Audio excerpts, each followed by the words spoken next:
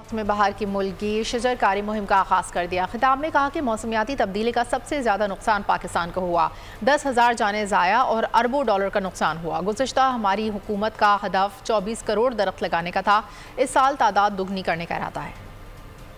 لگا کر پورے ملک میں موسم بہار کی شجر کاری کا ملک گیر پروگرام کا افتتاح کیا ہے۔ ہماری پچھلی حکومت کا ہدف 24 کروڑ درخت لگانے کا تھا اور اس سال انشاءاللہ ہم اس تعداد کو دگنا کرنے کا ارادہ رکھتے ہیں۔ Global climate risk index report کے مطابق پاکستان دنیا کا 5واں سب سے زیادہ موسمیاتی خطرات کا شکار ملک ہے۔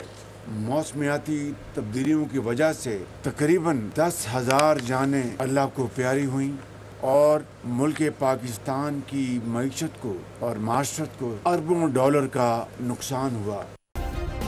سبسکرائب کریں اور بیل دبائیں تاکہ کوئی خبر رہ نہ جائے۔